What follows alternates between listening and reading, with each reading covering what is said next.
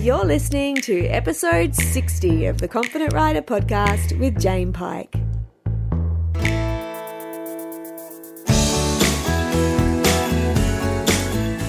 Hi, fabulous human. How goes it out there today? Once again, I am sitting here with my coffee, reading some questions that were posted when I asked what people would like to hear about on the podcast and deciding which one of those to chatter about.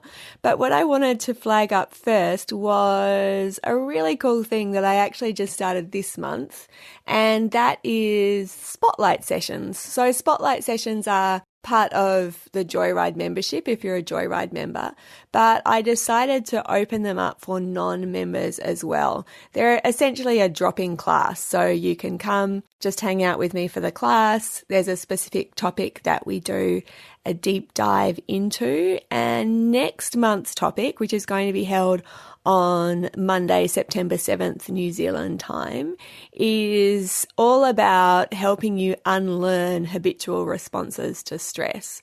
So what I've really noticed over the course of my work is that anytime there's discomfort in the body, so let's say that registers as a degree of anxiety, fear or concern, but it can also register as excitement, so things, our capacity to hold some of the good stuff as well.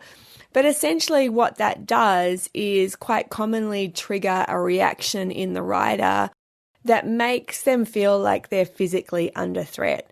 So we have this very limited capacity to handle activation without that sending us into this response, which exaggerates what it is essentially that we're feeling and takes us into a much bigger experience than is actually necessary. So I refer to this as the coupling together of activation with a habitual nervous system response. And it's one that leaves us with a limited capacity really, or ability to cope with anything that extends us outside of our comfort zone. It's not a conscious choice. So this is not something that we're deciding to do. This is a systemic response, a systemic reaction, and it takes us into a pre-patterned loop that pulls us out of the present moment and into that default behavior.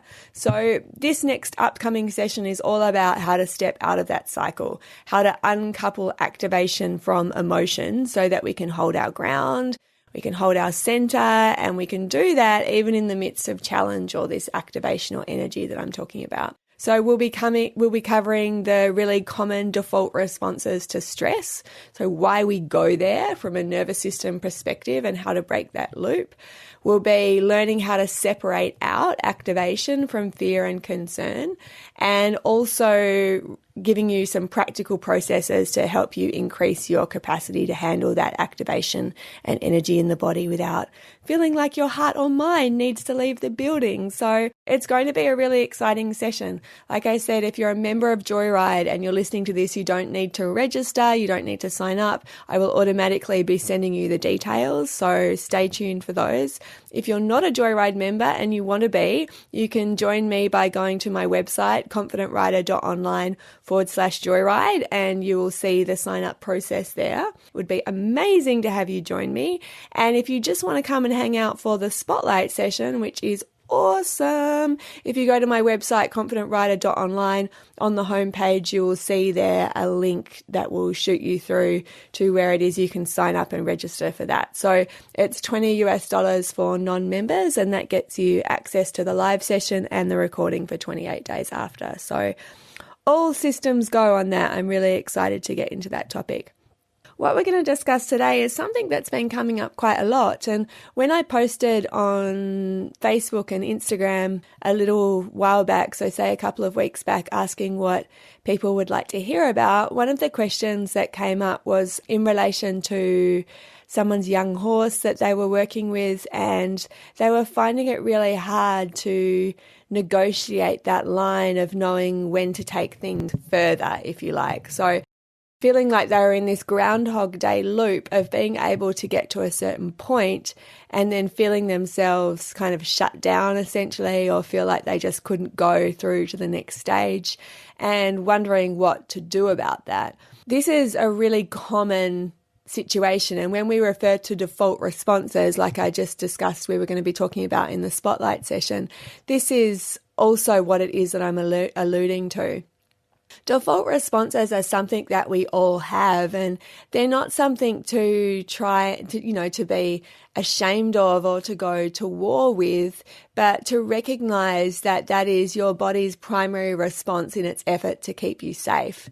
Now, the glitch in the system, I guess, is that for those of us living in adult bodies, so for those of us who've been around for a little while, we have almost all of us, like I don't think there's anyone really that hasn't come against some stresses in their life that have caused them to feel overwhelmed or to feel like they aren't able to actually deal with what it is that is in front of them. And when we're in a situation where the body is overwhelmed in that way, where we're unable to action a sense of agency, and that can be, to remove ourselves physically from a situation. That can be to defend ourselves by using our voice, standing up for ourselves.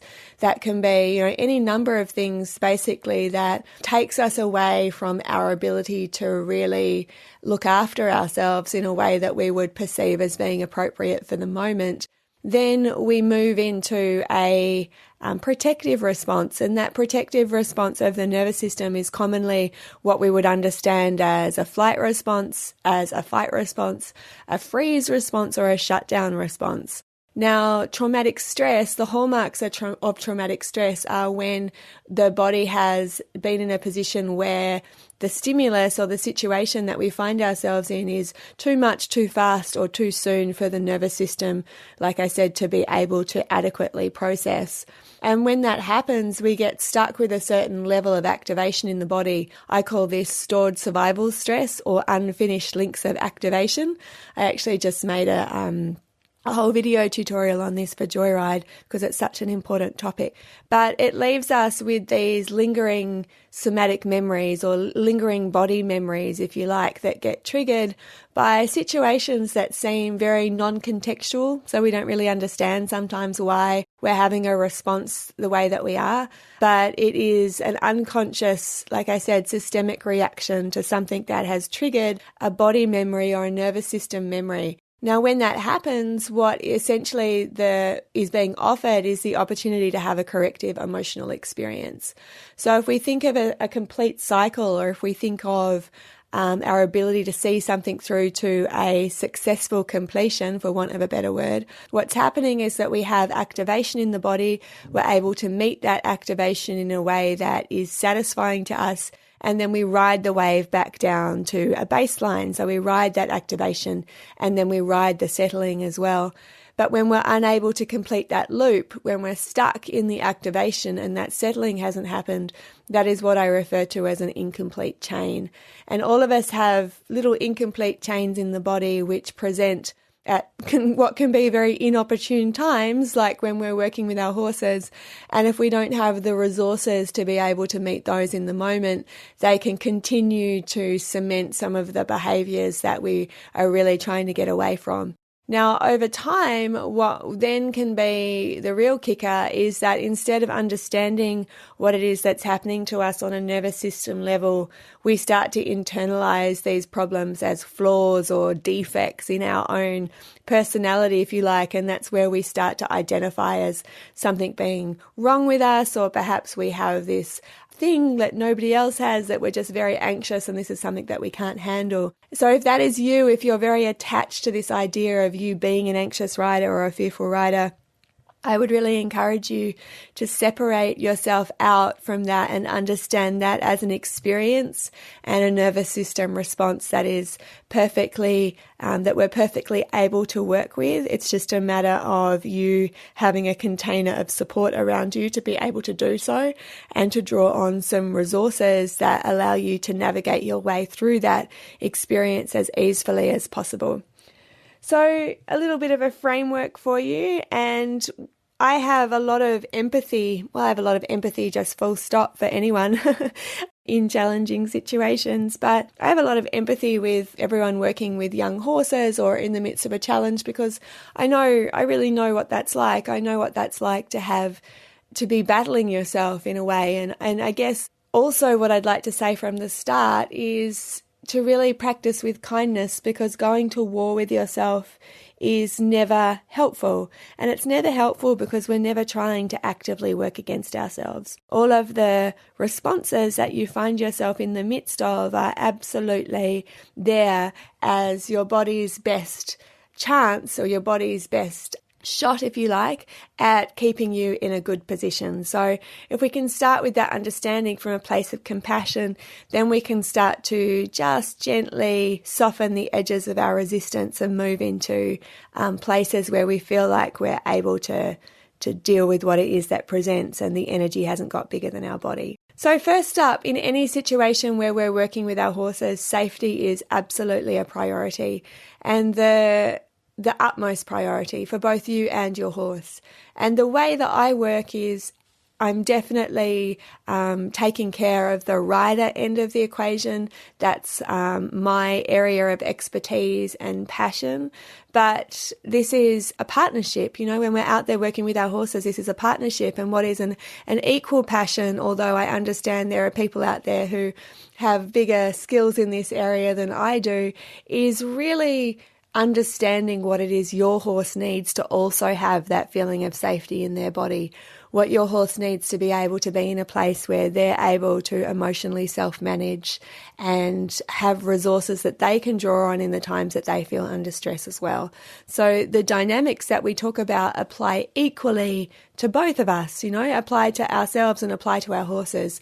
And then the hope is, and the art is coming together in a partnership where we're both feeling in a good space, and that integration is really conscious, it's really purposeful, and it's mutually beneficial and enjoyable. So safety is the absolute priority. And the crux of this conversation, just to get back to the original question, is how is it that you get past that stuck point? How is it that you move past that place where you feel like it's Groundhog Day, you know, and you're looping around on yourself? So I know Robin, who initially asked this question, is getting to the point where with her young horse where she gets on, and that's kind of the furthest that she can comfortably go. And sometimes even getting to that stage feels like a big ask. Fully appreciate that. I know that there'll be a lot of people out there that are resonating with this as well. Now, that particular stuck point is very different for all of us. So, you know, it's not about the particular dynamics of this. It's not about the particular manifestation being exactly the same as Robin's. Yours could be that with canter, or yours could be in competition. You know, it's just all of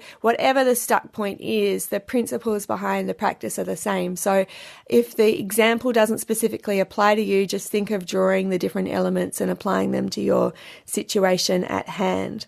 So again, safety is a priority, and then consistency is so important. So when it comes to really working with a situation that you're anxious with or that you're challenged by, I cannot underestimate or overestimate how important it is to consistently show up. We had this conversation in Stable Hours, the live Q&A that I do in Joyride as well, and someone said in there, you know, the showing up element with any sort of consistency is really hard, because at the moment, you know, with weather and with work commitments, I'm just finding that I'm not able to get out there as often as I would like to be. And that's really messing with my confidence, because I know that if I have big gaps between that, affects me. And what I would say to that is you have to be as consistent within the inconsistency as possible. So whenever it is possible for you to show up, you have to commit to doing that. And also to recognize that a huge part of showing up involves living with less perfection. So lots of us have this pre-framed idea of what we want to happen, or the framework that we need, or, you know, the series of events in the lead up that needs to look a certain way in order for us to be happy showing up and following through. And I would say just let go of any of those ideas, because showing up is about bringing yourself to the table in whatever presentation that is, that is there on the day, and giving yourself the tools and the grace to be able to work through that in real time. It's not about having it all together. It's not about waiting for the stars to align. Like I say, it's all about living with less perfection and just making sure that you are there and ready and available and ready to take it to the next good step whenever it's possible for you to do so. For me, I'm in the really blessed position of having 3 different horses in work. I've got Dee, who's my beautiful big young horse that I started last year under saddle myself for the first time. So that was a huge thing for me. I've got Sausage, who has recently been started under saddle, and we are in the very green phases. And then I've got Nadia, who I have, she was previously very anxious, and now we're in this magical place of just having the best time together and hoping to build on that. So what I understand about my relationship with all 3 horses is that they're very different. And the one that I need to consistently be managing myself for and be cultivating that showing up muscle for is D. And so in order to do that, I really prioritize him as my first ride. I aim in the ideal circumstances to ride all 3 of them each weekday. The weekends have got a little bit crazy with my kids, but the weekdays I aim to ride my horses, and I ride D first because he is the one that I know that if that availability is there, I need to prioritize him. And he's the one that I know that ultimately I have been doing the most work to increase my capacity for. A little backstory, and you may have heard me talk about this a lot. Those of you in Joyride will be very familiar with my D story. Oh, I'm just going to move and sit on the chair. I've just been sitting on the floor. I'm going to grab my coffee as well. So D's modus operandi, which is something that I love about him, but also has been a challenge, is that he's very forward with enthusiasm and great gusto. And that's something that I've been really mindful of from the start, that I didn't want to shut down or that I didn't want to inhibit. However, I also registered a very palpable degree of discomfort in my body, especially when we didn't have that many buttons to draw on to start with. So what has been the work for me is really recognizing and passing out the type of concern that I've been feeling. And I think this is really important for all of us to start to become aware of. And this essentially is the art of it, right? Being able to recognize what is ours, being able to recognize what is our horses, being able to recognize when to stop and when to push through because we're really navigating or leaning into that growth edge.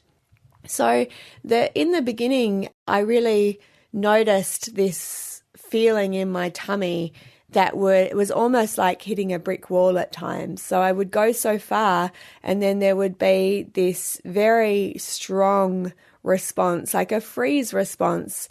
And the process that I've been following is that many of us get to the stage where we are going into these default responses, but we're desensitized to the trajectory that we've been riding that's taken us to that place. So what I mean by that is we need to become attuned to the smaller signals of discomfort or concern that are registering in our system and be able to draw on resources that it can take us back down with inside our window of tolerance or our window of presence. A lot of the work that I've been doing with my own horses and understanding their behavioural responses involves learning about their calming signals. So calming signals are indicators of stress or tension, and they can be incredibly subtle depending on what your horse demonstrates and the situation that you find yourself in. So the wrinkling of nostrils, the slightly fixed eye, the leaning away very, very slightly, the ear position, all of these are indicators of tension. And if we allow ourselves to understand them and recognize them and can become proficient at knowing when to remove pressure and when perhaps it's appropriate to add it, then we can keep moving in a way that's kind of expanding and contracting so that we're not getting to this place where we're pushing our horses into a situation where they feel like they have no option but to go into a flight response, for instance. So the same thing happens for us, but what I've noticed is that we have kind of like a dead zone of awareness, if you like, or this big gap in our awareness where we feel okay on the one hand, and then all of a sudden, quote unquote, we feel really unokay, and we don't seem to have much of a middle ground between those two spaces. Now, it is possible that that zone is limited or contracted, and that's the work that I'm doing all the time in Joyride, to be able to open up that window of tolerance and window of capacity so that the stretch between where it is we feel like we've got this and the place where we feel like we really haven't got this is much broader, and as a consequence we have a lot more wiggle room to play with to allow us to be able to deal with what's in front of us.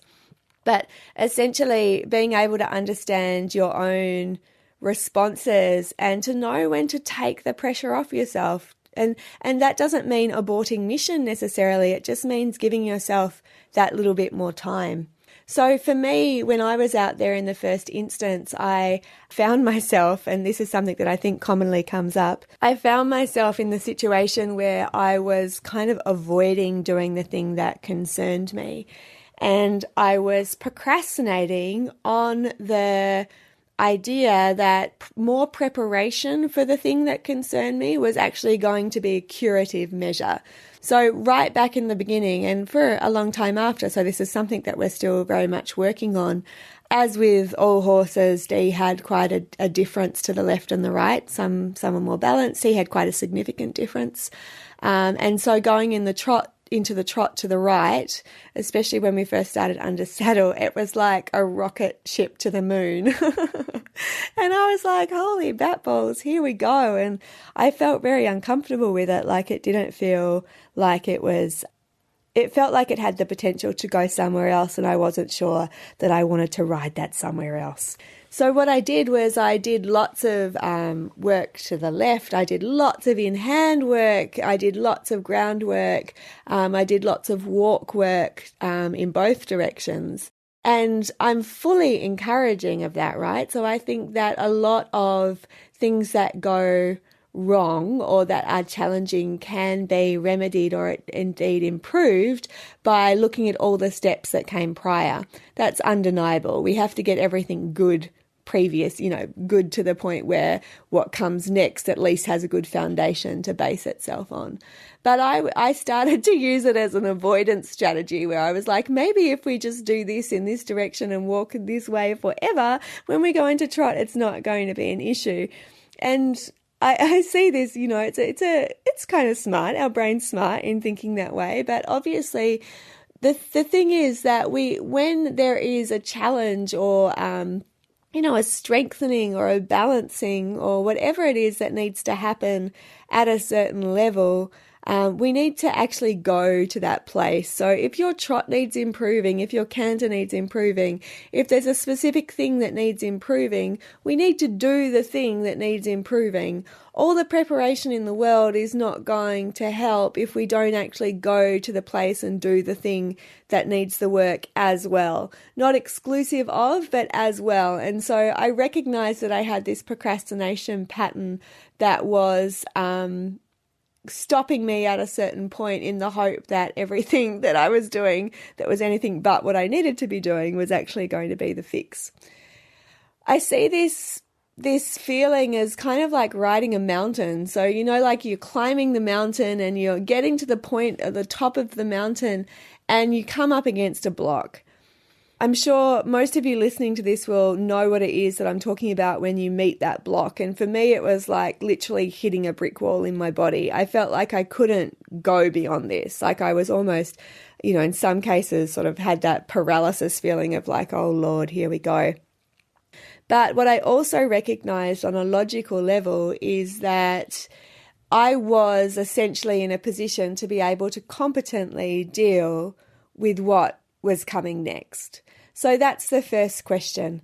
If you're coming up against something that you're finding yourself in a Groundhog Day experience for that you just can't seem to get past, are you able to competently deal with what might be on the other side of that?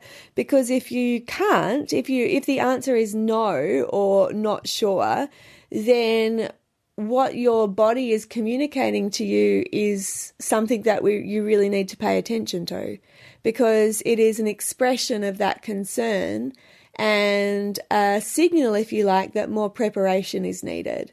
It's not the end of the road. It's just like, who can I talk to?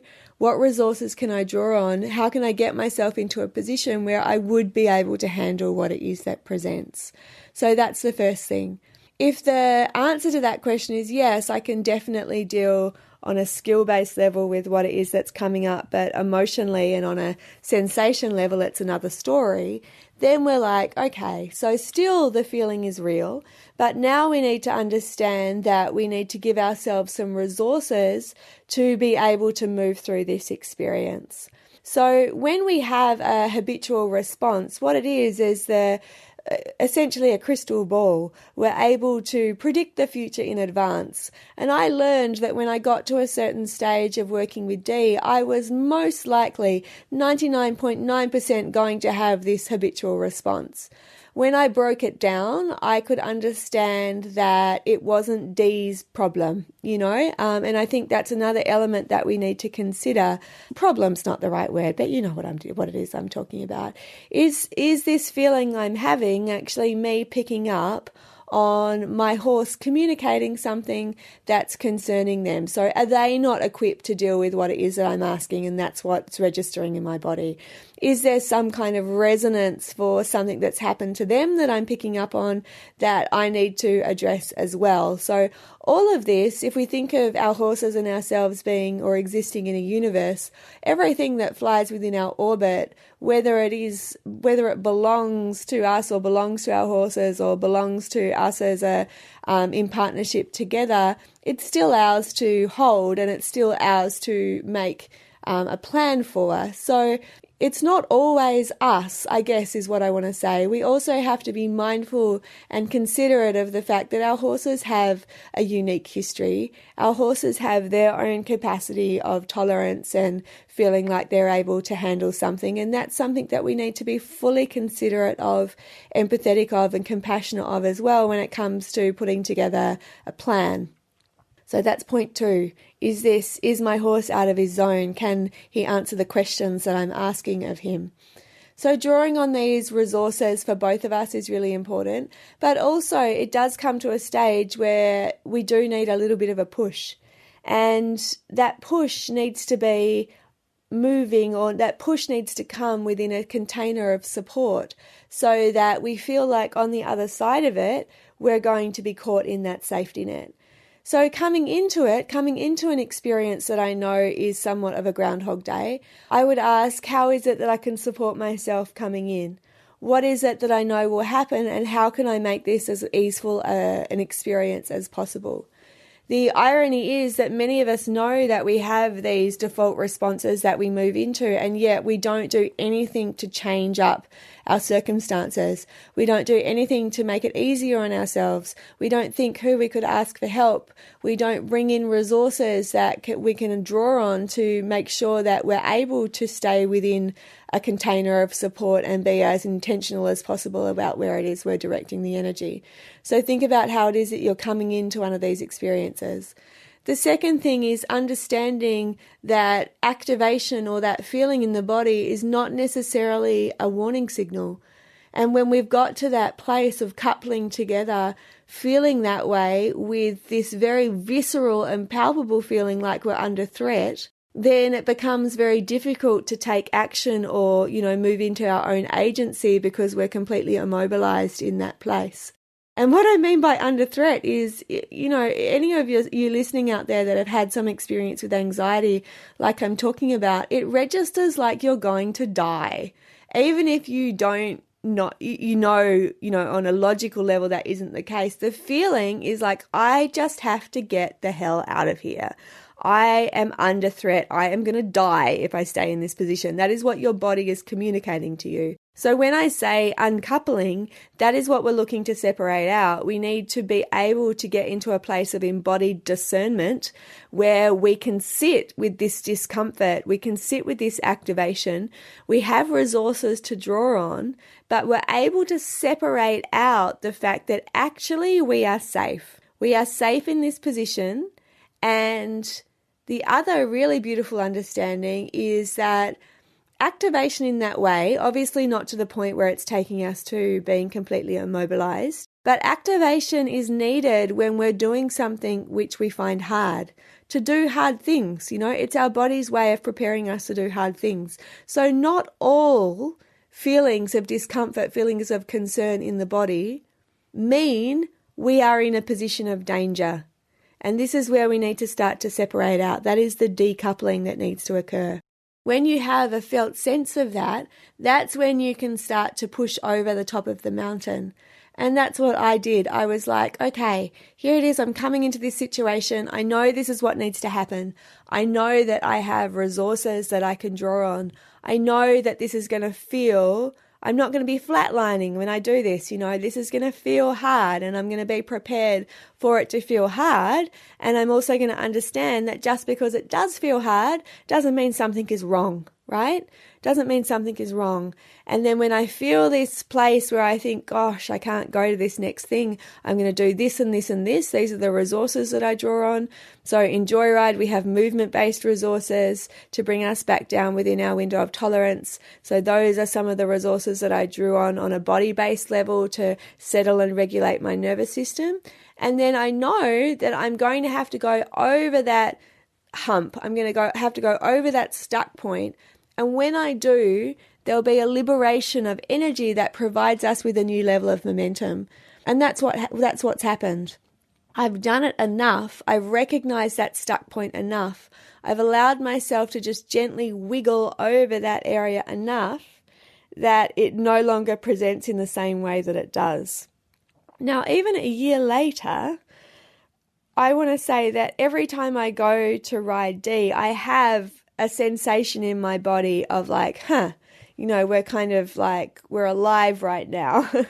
And previously I would have mistook that aliveness as something to really be concerned about. And now I just know it's my body preparing itself to do something which requires me to be on my game, And what's really beautiful is just in the last week or two, we still have the forward. We still have really messy moments because he's still a very green horse.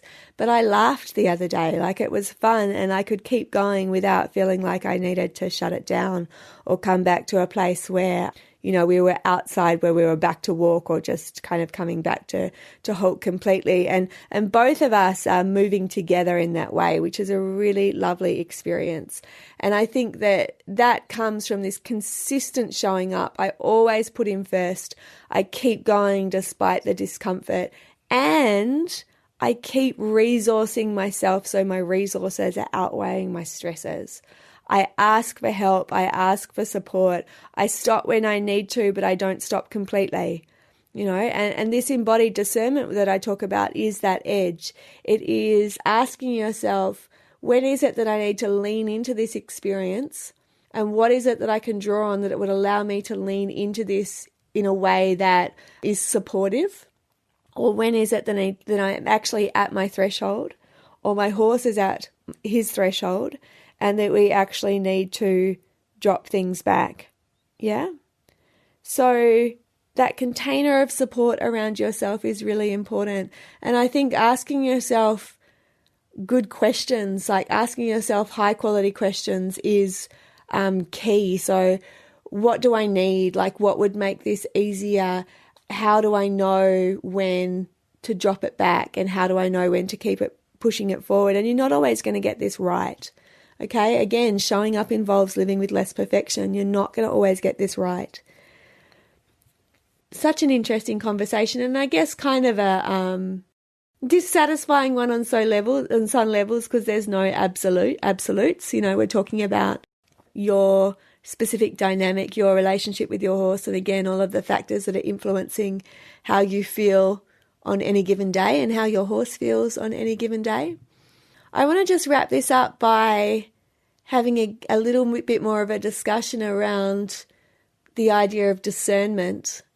And a lot of the resensitization process, or a lot of getting back in touch with your internal GPS system, internal walkie-talkie system between your gut and your brain, is about recognizing what is true for the moment right now. So I'm standing here in front of my horse and I'm registering this degree of concern in my body.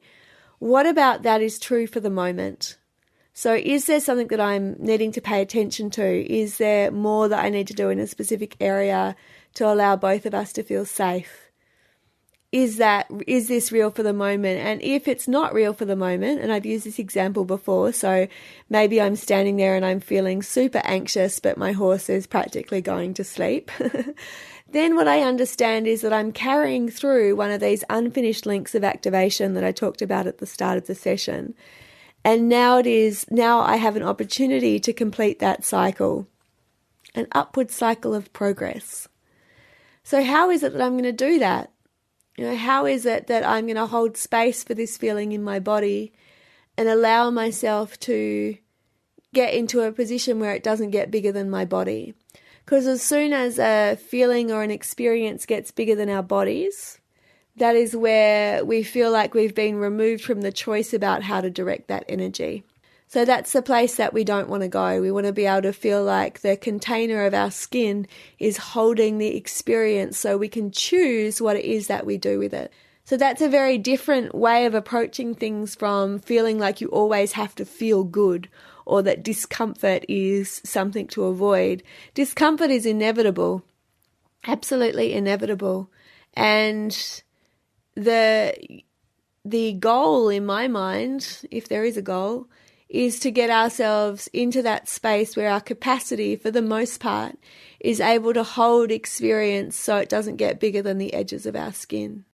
So that can mean that I feel, a high level of concern, but I'm still in control. I'm still in control of where I direct that experience, where I direct that energy, and I have resources to draw on. Yeah, that's leaning into the growth edge. I'd be so keen to hear your experiences. I know lots of you out there, all of us out there, if we're really moving forward in any way or shape, are coming up against this on a regular basis, and what it is that you draw on, what skills it is that you draw on. And if you do need some skills and you're in a position to do so, check out Joyride, because this is what we're all about. That's my membership program, www.confidentwriter.online/joyride. But let me know if this was helpful. Let me know if you've got more specific questions off the back of this that we can unpack in future episodes. I hope you're making sense of what it is that I'm saying. And at the end of the day, we just need to keep showing up. We need to keep learning. We need to keep progressing, to keep being kind to ourselves and being able to unpick some of these strands that come together to form the whole of our experience. So it's a pretty exciting position that we're in, to be out there working with our horses. All right, guys, thanks for your time. I'm so appreciative of you hanging out with me and for the love that I get. So go well, happy riding, and I'm looking forward to chatting with you in the next episode.